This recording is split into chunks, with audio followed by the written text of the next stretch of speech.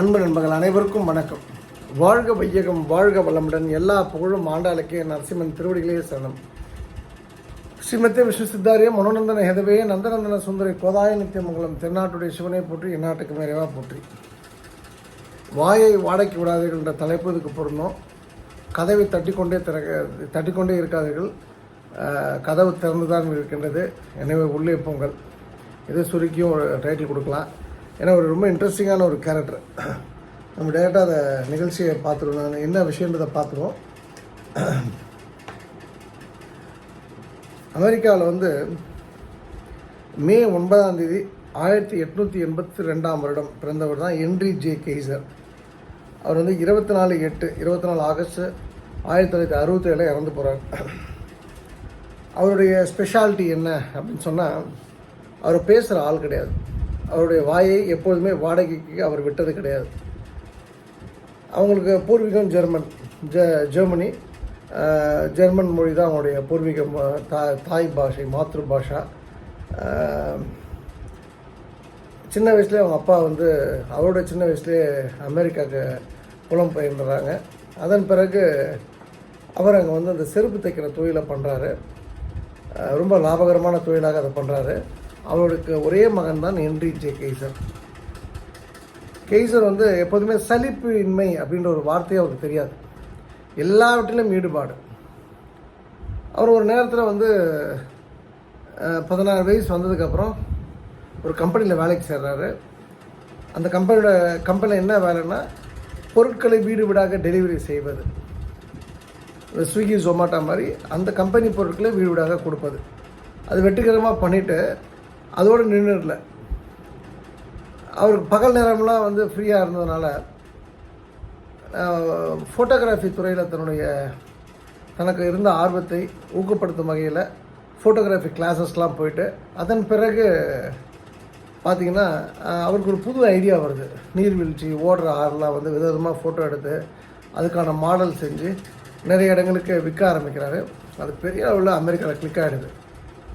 நிறைய இடங்களில் photo studios நிறுவி அதன் மூலமாக பெரிய அளவில் பணம் சம்பாதிக்கிறார். ஒரு நேரத்தில் இதை ஃபோட்டோ தொழிலை கவனிப்பதற்காக தான் செய்து வேலையை விட்டுறார்.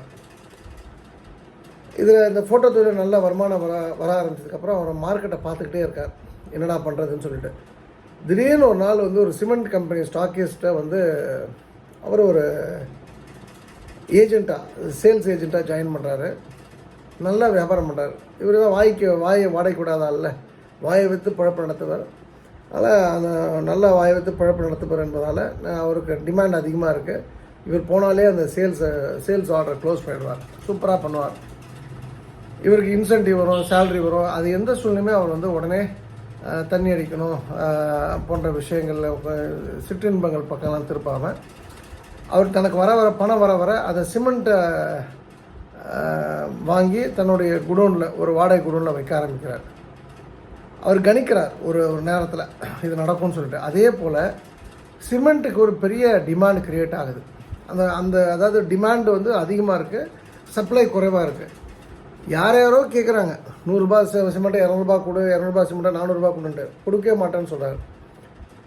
இவர்கிட்ட இவ்வளோ சிமெண்ட் இருப்பதனால வேறு வழி இல்லாமல் அந்த அமெரிக்கா நாட்டில் ஒரு புகழ்பெற்ற ஒரு கன்ஸ்ட்ரக்ஷன் கம்பெனி, நீங்கள் எனக்கு சிமெண்ட்டை கொடுத்தீங்கன்னா உங்களை பார்ட்னராக சேர்த்துக்கிறோன்னு சொல்கிறாங்க.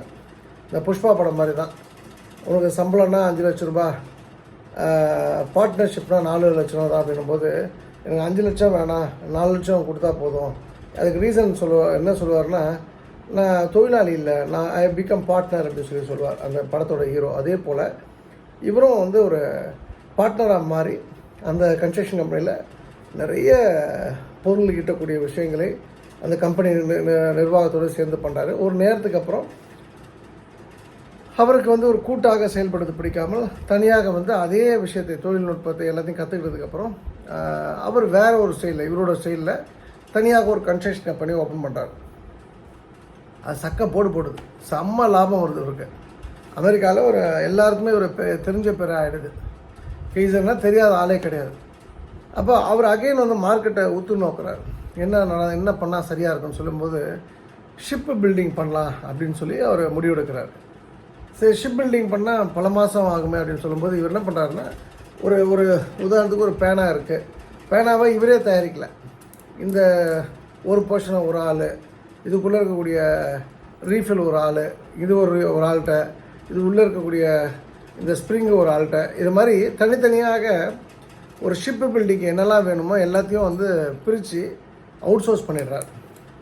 எல்லாத்தையும் அவுட் சோர்ஸ் பண்ணி அவன் இந்த நேரத்தில் கொடுத்துணுன்னு சொல்லிட்டு, அப்போ அவன் ஒருத்தனை இப்போ வந்து ஒரு பொருளை வந்து ஒரு வாரம் பண்ணலாம், அதே பொருளை பல மடங்காக இருக்கும்போது அதோட ரிக்குவயர்மெண்ட்டு 10 நாளில் வந்து அது பண்ண முடியும் போது இவர் நோ டைமில் ஷிப் பில்டிங்கில் எக்ஸ்பர்ட் ஆகிடும். இப்போ என்ன பியூட்டினா ஷிப் பில்டிங்னால என்னென்னு இவருக்கு தெரியாது. ஆனால் இவர் வந்து ஷிப் பில்டிங்கில் இவர் வந்து அமெரிக்க இராணுவமே இவர் வந்து உத்து பார்க்குற அளவுக்கு இவர் மாறிடுறாரு. கரெக்டாக அந்த டைமில் தான் 2வது உலகப் போர் வருகின்றது. இவர்கிட்ட வந்து எல்லாருமே போட்டி போட்டு ஷிப்பு வாங்குறாங்க. இவர் பெரிய ஆள் ஆகிடுறாரு. அதாவது இது ஒரு ஜஸ்ட் ஒரு கதை, இது உண்மை கதை, இதெல்லாம் நடந்தது உண்மை. இப்போ இதில் நாம் என்ன தெரிஞ்சுக்கணும்னா, இந்த கெய்சர் ஹிஸ்ட்ரியை பொறுத்த வரைக்கும் அவர் எங்கேயும் தேங்கி விடவில்லை. ஆறு ஓடினா தான் அழகு. அப்போது அது குட்டையாக மாறிடுச்சுன்னா அது அழகை இழந்து விடுகின்றது. அதே போல் ஒரு மனிதனுடைய இயல்பு, ஒரு மனிதனுக்கு எது இயல்பாக இருக்கணும்னு சொன்னால் அவன் ஓடிக்கொண்டே இருக்கணும், நகர்ந்து கொண்டே இருக்கணும், பயணப்பட்டு கொண்டே இருக்கணும். பயணம் என்பது இலக்கை நோக்கி, இலக்குகள் அடிக்கடி நம்ம மாற்றிக்கிட்டே இருக்கலாம். இப்போ உதாரணத்துக்கு சொக்கலிங்கம் 209 கோடி இலக்கு அப்படின்னா இன்றைக்கி இருக்கலாம், நாளைக்கு அது 1000 கோடி ஆகலாம், நாளைக்கு 2000 கோடி ஆகலாம். ஸோ அந்த இலக்குடைய தூரம் வந்து குறைய குறைய இலக்கை வந்து இன்னும் அதிகமாக ஃபிக்ஸ் பண்ணி உழைக்கிறவங்க அந்த பூமியில் ஜாஸ்தி. அவங்க தான் வரலாறு வந்து அவங்கள தான் வந்து தன்னுடைய புத்தகத்தில் குறித்து வச்சுருக்கு. எப்போயும் சொல்லுவோம் இல்லையா, வரலாற்றில் வந்து ஒரு நீங்கள் வேடிக்கை பார்த்தவனுக்கும் தோற்றவனுக்கும் ஜெயிச்சவனுக்கும் இடம் இருக்கா அப்படின்னு பார்த்தோன்னா தோற்றவனுக்கு நிச்சயமாக இடம் உண்டு. வரலாற்றில் ஜெயிச்சவனுக்கு பெரிய இடம் உண்டு. ஆனால் வேடிக்கை பார்த்தவனுக்கு இடம் கிடையாது. வெட்டியாக பேசிட்டவனுக்கு இடம் கிடையாது. வெட்டியாக புறம் பேசுகிறவனுக்கு இடம் கிடையாது.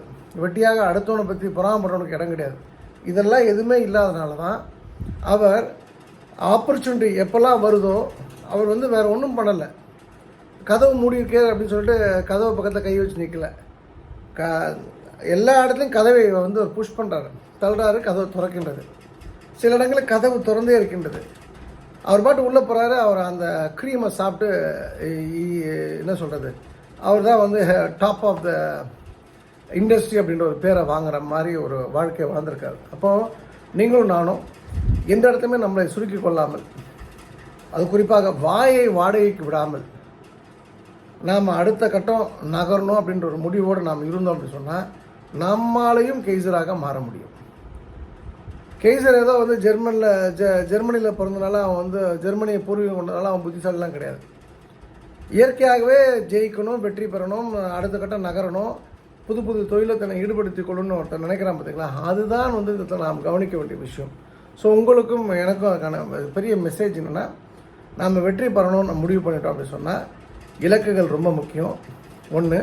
நம்பர் 2, இலக்குகள் முக்கியம் என்பதை விட நம்ம கூட பயணிப்பவர் அதை விட முக்கியம். நான் சொல்லியிருக்கேன் இல்லையா, டெஸ்டினேஷனை விட கம்பேனியன், நம்ம கூட ட்ராவல் பண்ணுறவங்க ரொம்ப முக்கியம். அவங்க நெகட்டிவான ஃபோர்ஸாக இருக்கக்கூடாது, பாசிட்டிவான ஃபோர்ஸாக இருக்கணும். 2. 3வது அதை விட மிக முக்கியமானது, இதுதான் நம்ம இலக்கு ஃபிக்ஸ் பண்ணதுக்கப்புறம் அதை சுருக்கி கொள்ளக்கூடிய மனப்பான்மை வரக்கூடாது, அதை விரிவுபடுத்தக்கூடிய மனப்பான்மை வரணும். 4வது அந்த இலக்கை அடையிறோம். நம்ம வந்து அடையும் பொழுது நம்ம கூட இருக்கவங்களே நம்ம தகுதி உயர்த்தணும். அதை கெய்சர் பண்ணியிருக்காரு. 5வது வந்து இலக்கை அடைந்த பிறகு நான் அடைஞ்சிட்டேன் அப்படின்னு ஹாயாக வந்து படுத்து தூங்கில்லை. அவர் என்ன பண்ணுறாருன்னா மறுபடியும் விரிவுபடுத்திக்கிட்டார் தன்னை. இந்த ஃபினலை வந்து இன்னும் பெருசு பண்ணுறார். அப்போ அது விரிவடையும் போது அப்போ அது அவரால் பயன்பட்டவர்களில் 100ஆக இருந்து 1000ஆக இருந்து லட்சமாகி கோடியாக மாறினார்கள். அதுதான் உண்மையும் கூட.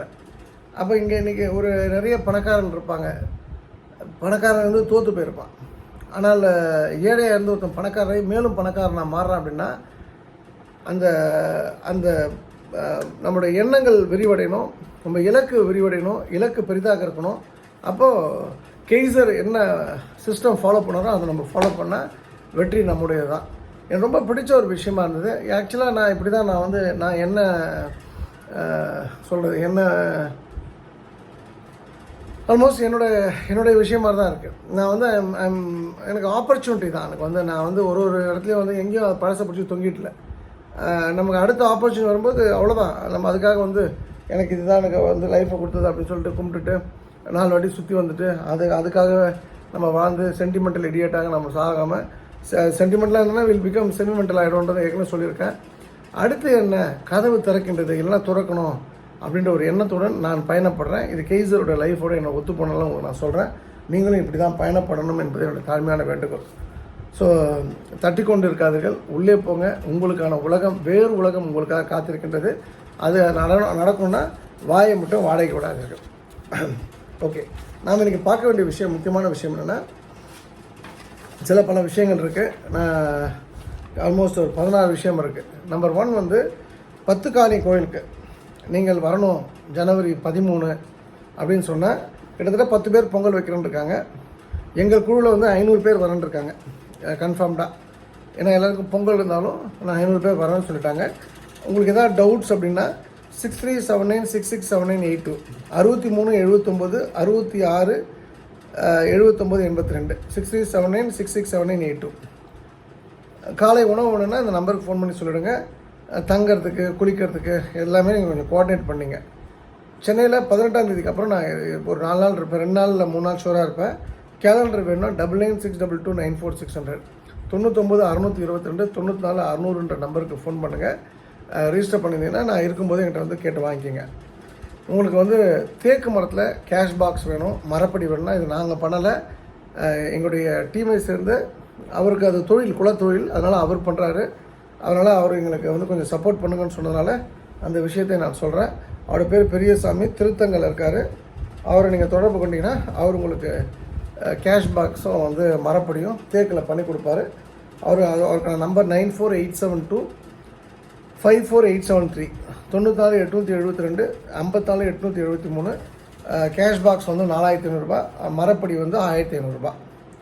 அப்புறம் அந்த திருப்பதியை பொறுத்த வரைக்கும் அந்த ப்ரோக்ராம் இஸ் ஆன். அவங்க ரொம்ப ரிக்வஸ்ட் பண்ணாங்க, இப்போ நீங்கள் ப்ரெஷர் போடாதீங்க மார்கழிக்குன்னு சொன்னதுனால கட்டாயம் நம்ம போக போகிறோம். இப்போ அதுக்கு நடுவில் ஒரு சிலர் இறந்து போயிட்டாங்க. பட் நமக்கு அவங்க பர்மிஷன் தரேன்னு சொல்லிட்டாங்க. அது வந்தோடனே நான் அவங்களோட தொடர்பில் எடுத்து வரேன். நான் திருமிச்சூர் அடிதாம்பிக்கு வெள்ளி தேருக்கு வெள்ளி கொடுக்கணுன்னா அடுத்த கட்டம் வெள்ளி கொடுக்க போகிறோம். அதுக்கான நம்பர் 72 00 569 529 7200 569 569. அப்புறம்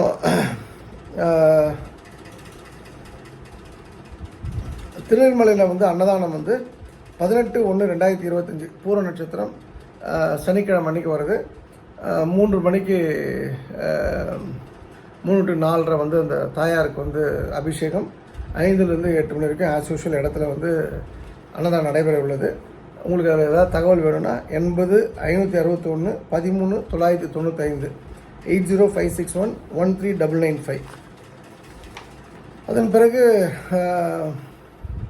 பத்துக்காணி கோயிலை பொறுத்த வரைக்கும் நான் வந்து ஏற்கனவே சொன்னது தான், ஃபுல் டே அங்கே 13ஆம் தேதி ஃபுல் டே இருப்பேன். டாய்லெட்ஸும் வந்து இனிஷியலாக 5 நம்பர்ஸ் வந்து இன்றைக்கி போய் ரீச் ஆகிடுச்சு. ஸோ சப்போர்ட் பண்ண அத்தனை பேருக்கு நன்றி. அண்டு திருச்செந்தூரில் வந்து ஒரு சின்ன ரிக்வஸ்ட்னால், நம்ம கடற்கரை தான் நம்ம எய்ம்.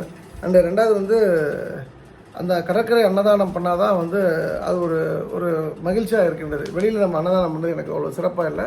அதனால் அடுத்து அந்த கடற்கரை நடக்கிற வரைக்கும் ஒரு சில மாதங்களுக்கு வெரைட்டி ரைஸாக கொடுத்துடலாம். புளி சாதம் அது போல் ஏதாவது ஊறுகாய் வச்சு தொக்கு வச்சு கொடுத்துடலான்னு முடிவு பண்ணியிருக்கோம். So it's not for cost cutting. இது வந்து என்னோடய எண்ணத்தை நீங்கள் புரிஞ்சுங்க. ஏன்னா நம்ம எல்லோருமே சாப்பிடும்போது அந்த வெள்ளை சாதம் சாப்பிடணும், தயிர் சாப்பிடணும், ரசம் சாப்பிடணும், மோர் சாப்பிடணும், சாம்பார் சாப்பிடணும்னு எண்ணத்தோடு சாப்பிடுங்க. நிச்சயமாக உங்கள் எண்ணம் வந்து அதை நடத்தி கொடுக்கும். அண்டு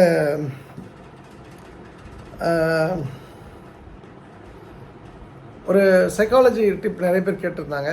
அது என்னென்னா வந்து குழந்தைகள் பார்த்திங்கன்னா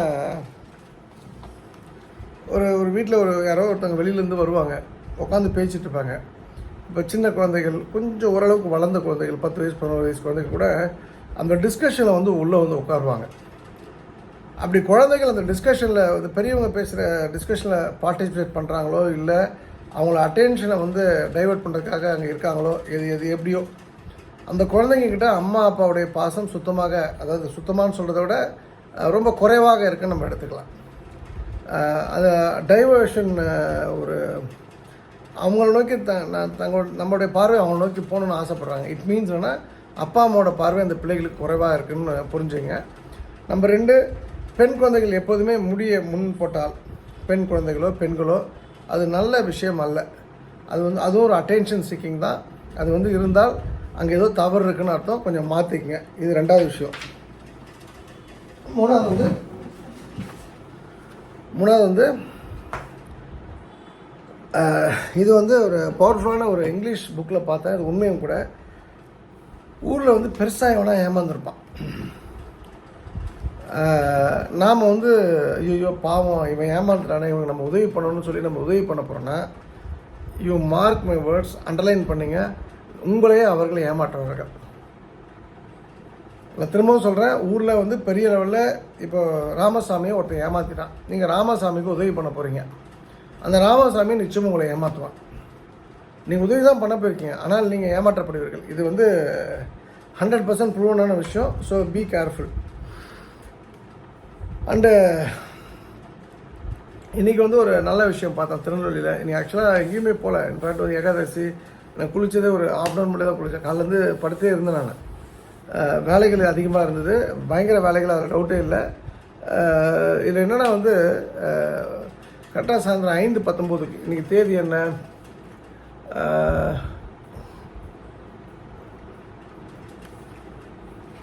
10ஆம் தேதி.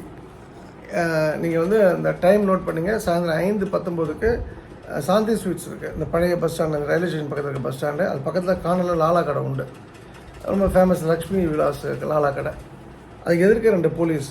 அதில் காக்கி ட்ரெஸ் வேர் பண்ணி இந்த போலீஸ் ஒரு ஹேண்டிகேப்டு உடல் ஊனமுற்றவரை கைத்தாங்களாக கிராஸ் பண்ணி கொண்டு வராரு. அந்த இன்னொரு போலீஸ் டிராஃபிக்கை ஸ்டாப் பண்ணுறாரு. எங்கள் வண்டியும் அதில் ஸ்டாப் பண்ணப்பட்ட ஒரு வண்டி. அப்போ நான் பார்க்குற அந்த ஒரு வரியவர் உடலையும் பார்த்தாலும் தெரியுது, போட்டுக்க ட்ரெஸ்ஸை பார்த்தாலும் தெரியுது. அப்படி ஒரு சல்யூட் அடித்தார். அப்போ அந்த ஒரு போலீஸ்க்கு ஒரு புன்முறுவல் இருந்தது. ரொம்ப மகிழ்ச்சியாக இருந்தது. அதாவது போலீஸ் ஒரு பக்கத்தில் அவங்களே நேற்று கூட பாளையங்கோட்டில் பார்த்திங்கன்னா ஒரு போலீஸ் பெட்டமைன்லாம் எடுத்து அதுக்குள்ளே அஜினமோட்டை போட்டு விற்கிறாரு. இன்னொரு போலீஸ் சைதாப்பேட்டில் இன்கம் டேக்ஸ் பீப்புளோட சேர்ந்து 20 லட்ச ரூபா கொள்ளடிக்கிறாங்க. வேறேன் ஆத்மார்த்தமாக பொதுமக்களுக்கு உதவக்கூடிய போலீஸ் இந்த பூமியில் இருக்காங்கன்னும் போது மகிழ்ச்சியாக இருந்தது. அது என்னோடய பூமியில் பார்த்தப்போ ரொம்ப ரொம்ப மகிழ்ச்சியாக இருந்தது. அந்த போலீஸ் முகம் எனக்கு நான் மறக்கவே மாட்டேன். அவருக்கு என்னுடைய மனமார்ந்த நன்றி. அவருடைய டியூட்டியை ஒழுங்காக பண்ணார். அவருக்கு கிரேட் சல்யூட். அப்புறம் இது ஒரு கள்ளங்கபடலாத ஒரு ஊர், எங்களோட ஊர். அந்த ஊரில் கள்ளங்கபடலாத மனிதர்கள், அதாவது அவனுக்கு சாப்பாடுக்கே வழி இல்லைனா கூட அவனுக்கும் அந்த ஒரு நன்றி உணர்வு இருக்கின்றது. தன்னுடைய கடமையை கடமையாக பண்ணாமல் தன்னுடைய அப்பா அம்மாவுக்கு பண்ண மாதிரி ஒரு ஆத்மார்த்தமாக பண்ணக்கூடிய ஆள் அந்த போலீஸ்காரர். 2 போலீஸ்காரருமே பாராட்டுக்குரியவர்கள். So I am very proud that I belongs to Tirunelveli. நான் திருநெல்வேலியில் பிறந்திருக்கேன். திருநெல்வேலி மண்ணை சேர்ந்தவன்றது எனக்கு ரொம்ப பெரிய பெருமை இருக்கின்றது. அண்டு குலதெய்வம் பற்றி ஒரு சின்ன விஷயம். ஆக்சுவலாக நிறைய பேர் இந்த நாடி ஜோதிடர் கேட்டாங்க. இப்போ இன்ஃபேக்ட் நேற்று கூட ஒரு சொன்னேன், நான் சண்டே அப்பாயின்மெண்ட் வாங்கிட்டேன். நான் சொன்னேன் வாய்ப்பே இல்லை, அவர் 20 தானே வராரு, 19, 20 தானே வராரு, நீங்கள் எப்படி வாங்கி வேறு யார்ட்டே தப்பாக வாங்கியிருக்கேன்னு சொல்லி சொன்னேன். நேற்று கூட ஒரு நண்பர் கேட்டார். எனக்கு அந்த நாடி ஜோதிடர் பார்த்தப்பறம் எனக்கு ரொம்ப ஆச்சரியமான சில விஷயங்கள் என் லைஃப்பில் நடந்தது. அதில் ஒன்று என்னென்னா, அதில் ஒரு விஷயம் குலதெய்வத்தில் தவறு இருக்குது. அந்த தவறை ரெக்டிஃபை பண்ணுன்ற ஒரு முடிவு. அது எவ்வளோ லட்சமானாலும் நான் செலவு பண்ணுறேன்னு முடிவு பண்ணிட்டேன். நான் மட்டும் பண்ணாமல் ஊரில் ஒரு உதாரணத்துக்கு நான் 10 லட்ச ரூபா பண்ணுறேன். ஊரில் இருக்கோம் 50,000 ரூபா பண்ணால் தானே எல்லோரும் சேர்ந்து பண்ண மாதிரி இருக்கும். இல்லைன்னா சொக்கலிங்கம் பண்ணாருன்னு ஒரு கர்வம் வந்துடக்கூடாது இல்லையா? அப்படி தான் நான் எல்லாத்தையும் சொல்லியிருக்கேன். இதே இந்த குலதெய்வம் கண்டுபிடிக்கிறது எப்படி அப்படின்னு சொல்லும்போது ஒரு ஜோதிடர் நல்லா தெரியும் எனக்கு. ஒரு டிவியில் அப்புறம் நாளைக்கு சொல்லுவாங்க நீங்கள் அந்த டிவியில் தான் வந்தேன் அப்படின்னு சொல்லிட்டு, அப்படிலாம் இல்லை. இது நடந்தது. எனக்கு அந்த குலதெய்வம் எப்படி அப்படின்னு சொல்லி எனக்கு தெரியல அப்படின்னு யாரோ ஒருத்தவங்க கேள்வி கேட்குறாங்க. ஆங்கர் நமக்கு தெரிஞ்சவங்க, அதனால் இந்த விஷயம் எனக்கு அவங்க சொன்னதுனால எனக்கு தெரியும். எனக்கு நல்லா தெரியுதுங்க. உங்கள் குலதெய்வம் இருக்கிறது ஒரு மலை இருக்குது, மலைக்கு கீழே மண் இருக்குது, மண்ணுக்கு பக்கத்தில் கல் இருக்குது, அங்கே ஒரு மரம் இருக்குது. நீங்கள் எந்த ஊர்? அவங்க ஏதோ அந்த ராசிபுரம் ஏதோ சொல்கிறாங்க. ஒரு துப்பாக்கி ஏந்தி ஒருத்தர் இருக்கார். ஒரு குதிரை ஒன்று நிற்குது, நல்லா தெரியுது. ஆண் பெண் 2 சாமியும் இருக்காங்க. இதெல்லாம் வந்து எவ்வளோ பெரிய ஹம்பாக்கு. மலைன்னா மண் இருக்கும், மலையும் மண்ணும் கல்லும் சேர்ந்தான மலை கீழே மரம் இல்லாமல் ஏதாவது ஒரு மலை இருக்குமா? அங்கே வந்து இப்போ இதே மதுரைக்கு கீழேனா அந்த துப்பாக்கிலாம் கிடையாது, குதிரைக்கு இதெல்லாம் கிடையாது, அதெல்லாம் இதுக்கு கீழே தான். அப்போ என்னன்னு கேட்டுக்கிறாங்க, குதிரை துப்பாக்கி ஏந்தி ஆணும் உண்டு பெண் உண்டு, இதெல்லாம் ஒரு ஜோசியமா? On dot to the point இருக்கணும். ஸோ அந்த வகையில் நான் வந்து I truly appreciate the person whom have interacted. Number 2 வந்து எனக்கு தெரிஞ்சு நான் வந்து இந்த இதுக்கு முன்னாடி எனக்கு வந்து பெரிய மணியில் ஒரு ஜோதிடர் உண்டு. அவர் பேர் வந்து ராஜா, பெரிய மணியில். அவரோட நம்பர் நான் சொல்லிடுறேன். 8668155867 8668155867. இவரும் சரி, ஜோதிடர் ரவி நம்பர் நான் ஒன்றும் அவர் கொடுக்கலான்னு சொன்னார். ரொம்ப சூஸ் பண்ணி நான் கொடுக்குறேன்னு சொல்லிட்டேன், எல்லாருக்கும் வேணான்னு சொல்லிட்டு. இவங்கெல்லாம் வந்து நான் பார்த்த ஒரு நல்ல ராஜாலாம் ரொம்ப அருமையான ஜோதிடர். நான் நாமக்கல் பெரிய மணியில். எனக்கு என்னென்னா, நம்ம ஆள்கிட்ட இப்படி தான் ஒரு ஜோதிடரை பற்றி சொன்னேன். நம்ம ஆளுங்க வந்து அவன் நல்லா இருக்கணுன்றதுக்காக, அவன் தன்னுடைய கதையை கேட்கணுன்றதுக்காக அவர் குடிப்பார் அந்த ஜோசியர். காலையிலே 5 மணிக்கு ஒரு குவார்ட்டரு ஃபுல்லு 2 ஃபுல்லுன்னு போய் உட்காந்து அவன் இன்னும் அந்த ஆள் 10 வருஷம் இருந்திருப்பான். அவனை குடி வாங்கி கொடுத்தா சாவடிச்சாங்க நம்ம ஆட்கள். அதுதான் பயமாக இருக்குது. இவன் நான் நல்லா இருக்கணுன்றதுக்காக நான் 4 பேரை மோசம் பண்ணுவேன்ற ஒரு எண்ணத்தை விட்டுட்டு அவரே ஒரு வழிநடத்தக்கூடிய ஒரு ஆளாக தான் நம்ம டீல் பண்ணணும். ஸோ மறுபடியும் அந்த தப்பை யாரும் பண்ணிடாதீங்க, அதுதான் எனக்கு பயமாக இருக்குது. ஸோ நீங்கள் ராஜாவும் ஒரு அருமையான ஆள். அண்டு இன்னும் வந்து விஷயங்கள் என்னென்னா, சிவன்மலையில் வந்து ரொம்ப அருமையான அன்னதானம் நடந்தது. மிக அற்புதமான அன்னதானம். Thanks to everybody. குறிப்பாக சிவசாமி, சிவகுமார், அந்த டீமுக்கு மனமார்ந்த நன்றி. எங்கள் டீம் யாரும் ஸ்பெசிஃபிக்காக சொல்ல வேணாம். அப்புறம் இந்திரகுமார் அவங்களாம் ஃபுல் சப்போர்ட் பண்ணாங்க. ஃபுல் டீம், அதாவது அந்த காங்கேயம் அந்த பெல்ட்டை ஒரு கிட்டத்தட்ட ஒரு 1000 பேர் நம்ம நண்பர்கள், நம்ம தெரிஞ்சவங்களே வந்தாங்க. அந்த உணவில் என்ன ஸ்பெஷல்னால் எல்லாமே இயற்கை. அரிசி இயற்கை, அதாவது ஆர்கானிக்கு, காய்கறிலேருந்து எல்லாமே ஆர்கானிக். எக்ஸப்ட் ஒரே ஒரு தப்பு எங்கே நடந்ததுன்னா, ஆயில் மட்டும் செக்கு எண்ணெய் யூஸ் பண்ணுவாங்க, கடலை எண்ணெய் யூஸ் பண்ணிட்டாங்க வடைக்கு. அது மட்டும்தான் ஒரு தவறு. எக்ஸ்ட்ராடனரியாக இருந்தது ஃபுட்டு. என்ன டிசிப்ளினான க்ரௌடு. ஒரு லெஃப்ட் ரைட்டு, ஒரு சின்ன பிரச்சனை, சின்ன ஈகோ, அதெல்லாம் ஒன்றும் கிடையாது. எல்லாருமே கியூன்னு வாங்கினாங்க. எனக்கு ரொம்ப மகிழ்ச்சி. சிவன்மலை அன்னதானம் வந்து சிவன்மலை இருக்கும் வரைக்கும் அது நடக்கும் என்பதை நான் உறுதியாக சொல்லிக்கொள்கிறேன். ஸோ அதுக்கு அடுத்து அதை பார்த்த உடனே என்னுடைய சகோதரர் என்னோடய சகோதரி கோதை மற்றும் கணவர் வேல்முருகன் இப்போ நாங்கள் திண்டலில் பண்ணுறோன்னு சொல்லிட்டாங்க. ஸோ திண்டலில் ஒவ்வொரு விசாக நட்சத்திரத்துக்கும் பண்ணுறோன்னு சொல்லிட்டாங்க. ஸோ அந்த வகையில் 23/1/2025 அன்று அடிவாரத்தில், அந்த திண்டல் அடிவாரத்தில் வந்து அன்னதானம் கொடுக்குறேன்னு சொல்லிட்டாங்க. நான் உங்களுக்கு அதை இடத்த மட்டும் உங்களுக்கு ஏதாவது ஸ்பெசிஃபிக்காக அதை மாற்றம் எங்கே வரணும்னு கேட்டிங்கன்னா நம்ம சாய் சிவாக்கு ஃபோன் பண்ணி கேளுங்க. 9442636363 இல்லைனா 9150623623 ஏதாவது ஒரு நம்பருக்கு ஃபோன் பண்ணி கேட்டுங்க. ஸோ திண்டல் ப்ரோக்ராமுக்கு நான் வரணும். ஏன்னா நம்ம நண்பர்கள் பண்ணுறாங்க, நான் பாட்டு வீட்டில் உட்காந்துக்க முடியாது, நான் இடுப்பள்ளின்னு சொல்லிட்டு. ஸோ கட்டாயம் திண்டலுக்கு வந்து சாயந்தரம் 5 மணிக்கு நான் நிச்சயமாக வருவேன், 23ஆம் தேதி. அதே போல் நேற்று வந்து திருமதி மகேஸ்வரி செந்தில், திருப்பூரை சேர்ந்தவங்க, 1 லட்ச ரூபா வந்து 10 காணி கொடுத்தாங்க மனசார. அதாவது அவங்க வீட்டுக்கு போய் 12 வருஷம் ஆச்சு அப்படின்னு சொல்கிறாங்க. 10 வருஷமாக 12 வருஷமாக ஆச்சு வந்தேன் அப்படின்னு சொன்னதுக்காக அவங்க 10 காணிக்கு நீங்கள் ஏதாவது ஒரு நல்ல விஷயத்துக்கு யூஸ் பண்ணிங்கன்னு சொல்லி கொடுத்தாங்க. அதே மாதிரி பெருந்துறையை சேர்ந்த திருமதி யசோதா மற்றும் திருமதி கவிதா அவர்கள் வந்து 10 காணிக்கு ஒரு 35,000 ரூபா கொடுத்துருக்காங்க. அவர்களுக்கு என்னோடய மனமார்ந்த நன்றி. அண்டு நிறைவாக ஒரு விஷயம், 2 விஷயங்கள். ஒன்று வந்து ஒரு கமெண்ட், நான் அது ஆக்சுவலாக அதுக்கு முன்னாடி சொல்லியிருக்கேன், பட் நான் டீட்டெயில் பண்ணல. நீங்கள் மதுரை ப்ரோக்ராமில் ஷர்ட் போட்டிருந்தீங்க, உங்களுடைய கீழ் பட்டன் வந்து பிளாக் கலர் பட்டனாக இருந்தது. நீங்கள் என்ன வந்து இந்த நோட்டி வாழ்கிறீங்க, அது தப்பு இல்லையா, நீங்களே உங்கள் பட்டனை பார்க்கலையான்னு சொல்லிட்டு. ஆக்சுவலாக நான் போட்டு வந்து டாமி ஹில்ஃபிகர் ஷர்ட்டு, அதோட டிசைன் அப்படி. விஷயம் என்னென்னா, இது வந்து என்னன்னே தெரியாமல் இப்போ நான் வந்து என்னுடைய சகோதரி துர்கா வந்து சரியாக ஸ்டிக்கர் போட்டு வைக்கல அப்படின்னு நான் சொல்கிறேன். அப்படி சொன்னேன், அது வந்து எனக்கு அவங்கள தெரியும், அதனால் வந்து அது ஒரு விஷயத்துக்காக நான் சொன்னேன். எல்லா இடத்துலையுமே ஸ்டிக்கர் போட்டு சரியாக வச்சுக்க நான் போய் பார்த்துட்டு இருக்க முடியாது, ஒரு பூத கண்ணாடி வச்சு. நான் ஒரு எக்ஸ்ப்ளனேஷனுக்காக அந்த விஷயம் சொன்னேன். இன்டர்ன் அதே லாஜிக்கை நீங்கள் எனக்கு பொறுத்து, நீ சட்டையில் கருப்பு பட்டன் போட்டிருக்க, இந்த அறிவு கூட உனக்கு இல்லையான ஒரு சகோதரி திட்டிருந்தாங்க. நான் ஒத்துக்கிறேன். நான் கருப்பு பட்டன் வந்து இருந்தா இல்லையான்றது வந்து விஷயம் இல்லை. ஆனால் அதை நீங்கள் எனக்கு கமெண்ட் பண்ணது மாதிரி அது டாமி ஹில்ஃபிகரோட டிசைனாக இல்லையான்னு நீங்கள் தெரிஞ்சுருக்கணும். அதனால தான் சொல்கிறது, வாயை வாடகை விட்டு பழப்பு நடத்தக்கூடாது. குற்றம் கண்டுபிடிக்கணும்னு வந்து கண்டுபிடிச்சு சொல்லக்கூடாது. அது வந்து நானும் என் அம்மாவோ என் பொண்டாட்டியோ பண்ணலை. அது வந்து மேனுஃபேக்சரிங் டிசைனே அப்படி தான் அப்படின்றத புரிஞ்சுங்க.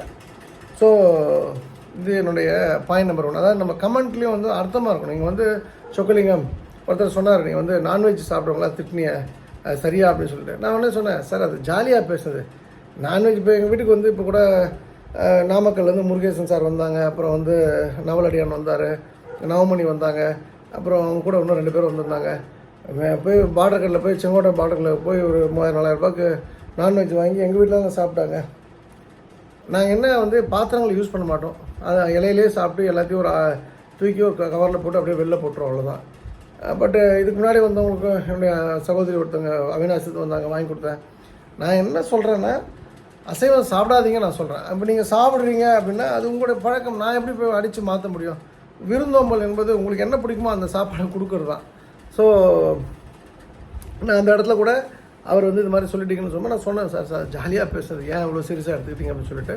நான் என்றைக்குமே அதை போலலாம் வந்து இல்லை யாரையுமே ஒரு ஹார்ஷாக சொல்ல. But my point is very clear.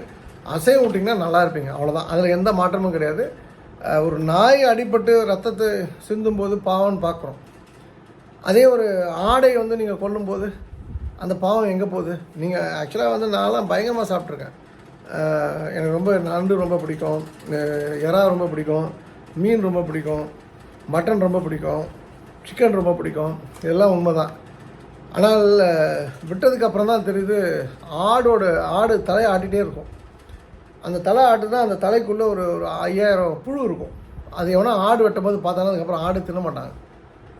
அதுக்கப்புறம் அதெல்லாம் எனக்கு தெரிய வருது, ஐயோ நம்ம இதெல்லாம் தப்பு பண்ணியிருக்கோம்னு சொல்லி. நான்லாம் எலும்பு ரோஸ்ட்லாம் அவ்வளோ சாப்பிடுவேன். அந்த கலெக்டர் ஆஃபீஸ் பக்கத்தில் இருக்கக்கூடிய கோனார் மெஸ்ஸில் 6-7 மணிக்கு போன நானும் ஒரு பொலிட்டிக்கல் ஃப்ரெண்டும் போனேன்னா 9-9:15 வரைக்கும் சாப்பிட்டுருப்பேன். கூட வந்து போலீஸ் கார்டு கன்மேன்லாம் சாப்பிட்டு போயிருப்பாங்க. நாங்கள் 2 பேரும் சாப்பிட்டுருப்போம். இன்றைக்கி என்னோடய ஃப்ரெண்ட் அதான் சொல்லாது, சொக்கண்ணை வந்து நான்வெஜ் நிறுத்திட்டாங்க, எனக்கு துணை இல்லாமல் போச்சு, எவ்வளோ ரசித்து சாப்பிடுவார்னு சொல்லிட்டு.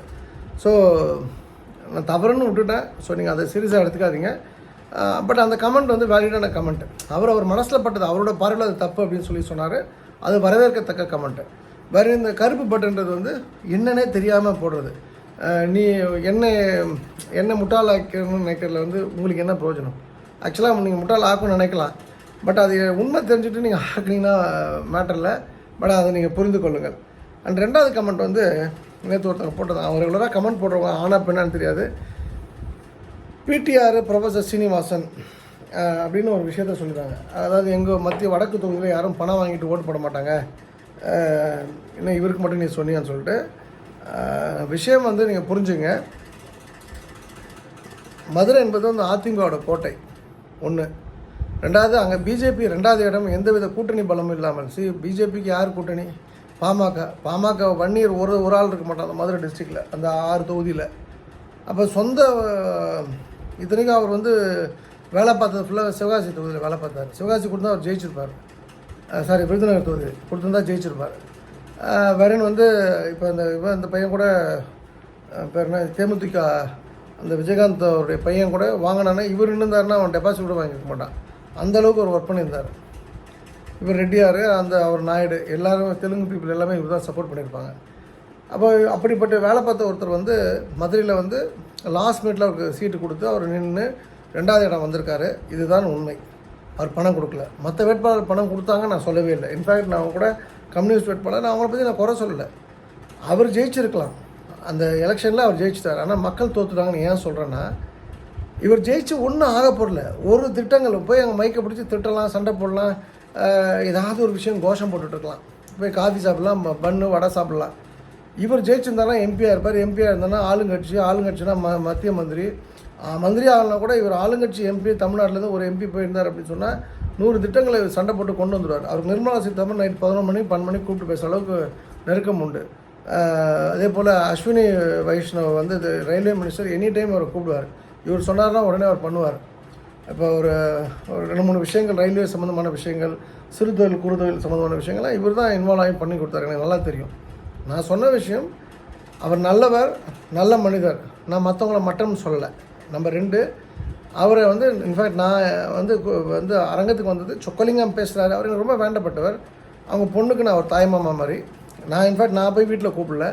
எங்கள் டீம் நாராயணசாமி ப்ரோக்ராம் நடக்குதுன்னு சொன்னனால அவர் ஆன் இஸ் ஓன் வந்தார். வந்தவரை கௌரவிக்கும் விதமாக அவரை வந்து பேச சொன்னோம். இதுதான் நடந்தது. நான் எந்த அரசியல்வாதியும் நான் கூப்பிடல. இது அடுத்த விஷயம். 3வது, அவங்க என்ன சொல்கிறாங்கன்னா, இவர் எந்த காலேஜில் ப்ரொஃபஸரு, இவர் எப்படி ப்ரொஃபஸரு, இதெல்லாம் பிடிஆர் பழனிவேல்ராஜன் கேட்டது. உங்களுக்கு நான் சொல்கிறேம்மா, பிடிஆர் பழனிவேல்ராஜன் உங்களுக்கு வசதியான ஆளாக இருக்கலாம். இவருக்கும் சாஸ்திராவுக்கும் என்ன சம்மந்தம், இவர் எங்கே இருந்தார், என்ன படித்தாலாம் நீங்கள் வந்து விக்கிபீடியாவில் போய் நீங்கள் தேடி பார்த்துங்க. நான் அது பதில் சொல்ல விரும்பல. ஆனால் பிடிஆர் வந்து ஒரு மிகப்பெரிய கோடீஸ்வரர் வீட்டு பிள்ளை. அவருக்கு வந்து மந்திரி ஆகிட்டார். ஏன் அவர் நிதி மந்திரிலேருந்து எடுத்தாங்க? ரொம்ப அழகாக இங்கிலீஷ்லாம் பேசினார்.